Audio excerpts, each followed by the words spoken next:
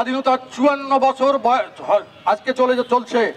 এই ৫৪ বছর যে বাড়িটার সামনে কেউ কোনো গন্ডগোল করার সাহস পায় নাই।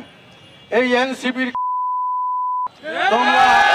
তোমরা হিজড়ার মতো পিছন পাশ থেকে গিয়ে তোমরা করো, তোমরা পার্টি অফিসে আসতা, পার্টি অফিসে আমরা তো ছিলামই, তারপরে তোমরা একদম হিজড়ার মতো গিয়ে আজকে আতর্কিত হামলা করলা এবং আমাদের রংপুরের মানুষের হৃদয়ের যে রক্তক্ষরণ, সেই রক্তক্ষরণ কিন্তু চলছে।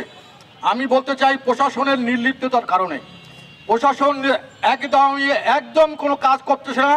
সারা দেশের মতো রংপুরেও কোনো প্রশাসন কাজ করছে না।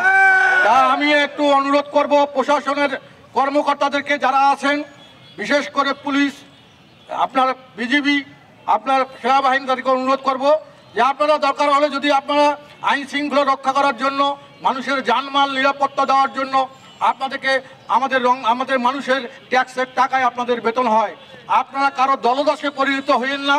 কারো দলদাসে পরিণত হয়ে আজকে পক্ষপাতমূলক যে আচরণ করছেন সেটা রংপুরের মানুষকে কিন্তু ব্যথিত করছে।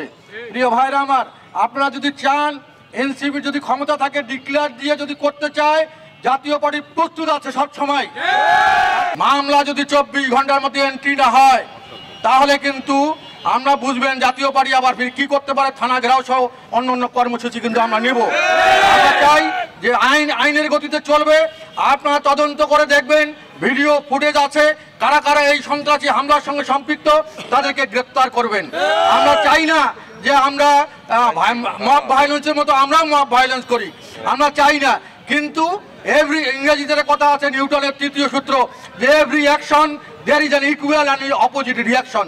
যদি তারা অ্যাকশন করে সেই আমরা রিয়াকশনটাও সেই দাঁত ভাঙা জবাব দেওয়ার জন্য জাতীয় পার্টি প্রস্তুত আছে।